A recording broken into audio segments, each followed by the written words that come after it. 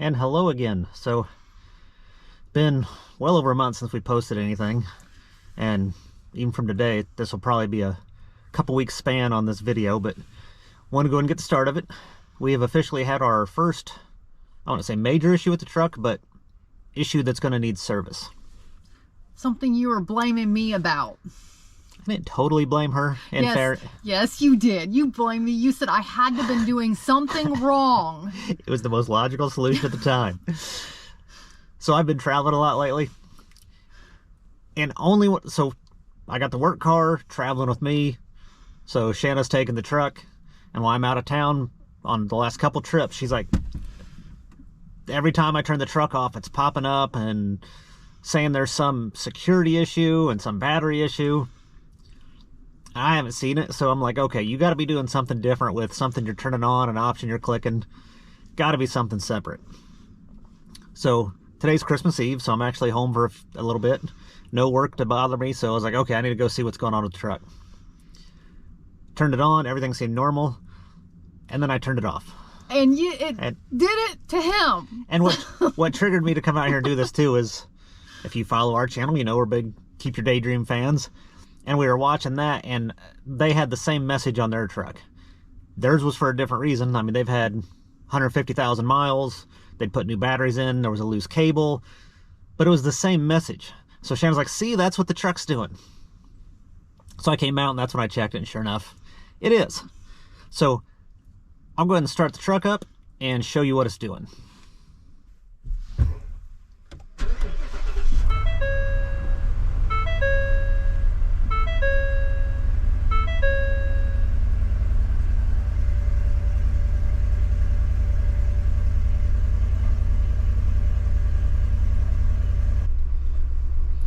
Alright, so at this point everything is normal.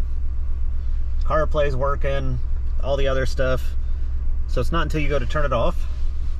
So get where you're going.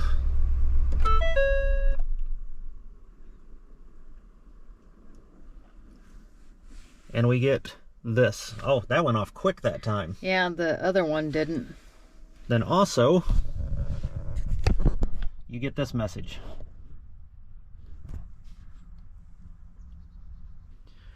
Alright, so yeah, that battery message it showed. I'll have to probably pause that because that was barely on there. Yeah, that was the quickest it came off. Last time it was on there for like 20-30 seconds. So it is like the batteries are dead or draining. So this does have the dual battery option. We're a little over a year and a half old on the vehicle, 15,000 miles. Dug into the forums a little bit with the F-150s and SuperDuties that have had this. And they say, well, some say it's just a bad battery and replace the battery. So it could be that there was just crap batteries from the Ford factory on these. Other people said even if you replace the battery, it'll come back eventually because there's so much electronic crap on this thing that it basically slowly degrades the batteries to where it detects that they're degraded and then goes into the battery save mode, when it shouldn't do that for like 7 to 10 days. Which I understand after 7 days of not starting, it goes into, hey, battery protect mode. The problem now, since it immediately does it, it also means you can't use the Ford Pass app to start the vehicle remotely, which, yes, we're in Georgia, but it's also been in the 20s. So it's not as bad as Midwest winters, but still like to start the truck early, and can't do that now.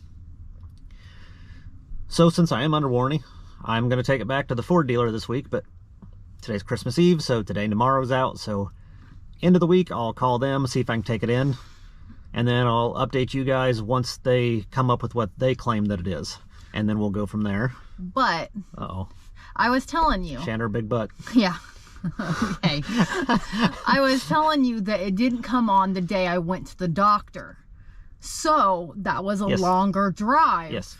Okay. And that's everything in the forums. They're like, oh, well, if you're only doing shorter trips for a while, it'll come on because you need to drive it over half an hour to get the batteries fully charged and taken care of. Which, part of me I get, but then I also claim BS a little bit. And for me, part of, like if you watched my previous videos on the truck, I didn't get the diesel because we don't do as many long trips in between when we're pulling the camper. So pull the camper a few times a year, and then go to Lowe's and haul some lumber, do some of those longer trips. But then we have stints where we're just running a few miles up the road for a few weeks until we have a project to do with it. So with the diesel and the diesel exhaust fluid and have to run the regen, I didn't want to have to worry about all that. So the gas, I don't have to worry about just doing a bunch of little trips. So if they put so much electronics on this that I still have to go run it for 30, 40 minutes once or twice a week, then that negates that whole debate point on diesel versus gas. Now, our property, we will be doing that. Yeah. So we are at a campground for the winter. So come March, Home Depot, well, there's not a Home Depot close. Menards and Lowe's are all 30 to 45 minutes away. The bigger grocery stores are 40, 45 minutes. So we will be taking regular longer trips in it then. And we have been Yes. until recently Yes. when so maybe this is the reason. But this why. also shouldn't kill the batteries. But maybe it didn't shouldn't. kill them.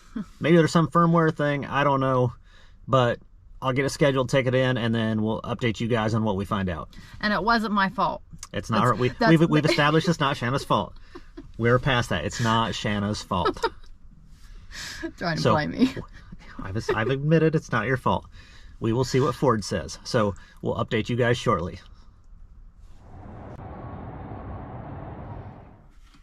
All right, so just went and picked the truck up.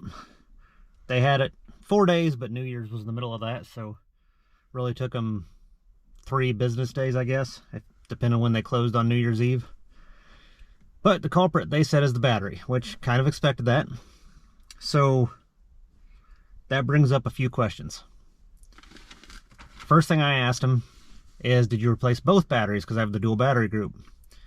They said no, just one. They said only one tested bad, and so only one tested bad, warranty only covers one. So my question was, typically with batteries, you don't want to just throw a new battery into the mix. You want to replace them all at once.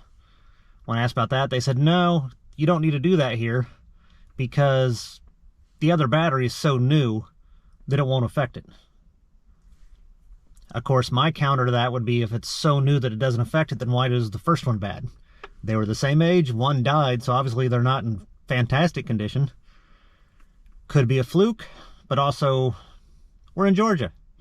Yes, it's winter, but we've barely gotten below 30 degrees. So it's not like the battery's been harshly tested or anything like that. And 15,000 miles, a lot of highway miles. It's not like we're turning this thing on and off 5 times a day and cycling the battery on and off. We've never killed the battery. So, not exactly confident boosting in the batteries. But it's also, it's a battery. They outsourced it to somebody, so it's not like a Ford issue. But still, just doesn't give you warm and fuzzy that 1 year in your batteries are dying, especially when as many people on the forums had this. But it's fixed. It's not doing what it was. We'll see how long that lasts. I know some other people said that every year and a half they had that come back, so we'll see on that. Beyond that, let's see here. They did that and did their full checkup. Everything else was good, so. And it wasn't my fault. Yeah, I know. Nothing ever is, right? Yep. So yeah, so we've established it wasn't Shanna's fault. Just a battery. Fixed now. So I know. We'll see if the other battery have issue. Yeah, I'm just kind of hesitant. We got some real cold weather coming in now, so I'll be curious if within 6 months or so the other battery has an issue, and then are we chasing our tail always putting a new battery in and them not liking one another? But that's a whole nother thing. It's also a thing I'll have to look in, like if you do Ford Protect. I was thinking about doing that anyway. It's expensive, but that way if there was ever like lifter issues with the 7.3 that people talk about, if anything like that came up, if transmission issues, I'd be covered. So thinking about doing it anyway, and if it covers even like batteries and stuff, then it might be worth it even more. But yeah, so I know a lot of you asked updates, even though I did the 1 year review and all that, just what issues I've had. I mean, until now, this is 0 issues. So this was issue number 1. Hopefully it stays with that. We love the truck. Yeah, love the truck still. So we'll call it that for a day. And here in, let's see, 3 or 4 weeks, about 4 weeks, we're getting everything out of storage in Georgia, getting it all to Kentucky. So we'll have a trip with that. And then March 1st, we're in Kentucky full time. And it's full-blown, develop the property, get concrete poured, get utilities in, get the camper to where we can survive off-grid and make things work. So stay tuned for that. Make sure to like and subscribe if you haven't already. And we'll see you guys in the next one. Bye.